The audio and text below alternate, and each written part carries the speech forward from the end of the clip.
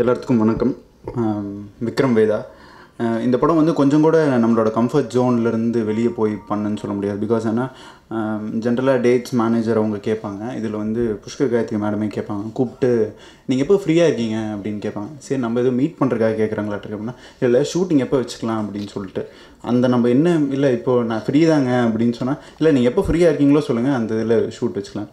எப்படி ஆரம்பித்தது எப்படி முடிஞ்சது அப்படிங்கிறதே தெரில. ரொம்ப இன்ட்ரெஸ்டிங்கான ப்ராஜெக்ட்.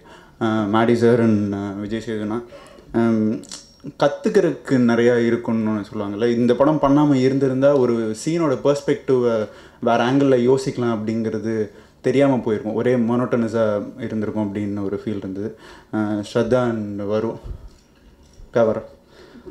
உங்களுக்கு எல்லாத்துக்கும் தெரியும்.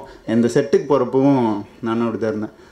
சரி போச்சு, எப்படி இருந்தாலும் நம்மளே ஏற்கனவே கொஞ்சம் கையில் வேறு நடுங்கும், அந்த இதில் தான் இருப்போம் அப்படின்னு சொல்லிட்டு போனோடனே எல்லோரும் செட்டுக்கு வந்தோடனே ஹாய் ஹாய் ஹாய் அப்படின்னு சொன்னது இது மட்டும்தான் ஞாபகம் இருக்குது. வரும்னா ஒரு பயம் ஜென்ரலாகவே எனக்கு இருக்குது.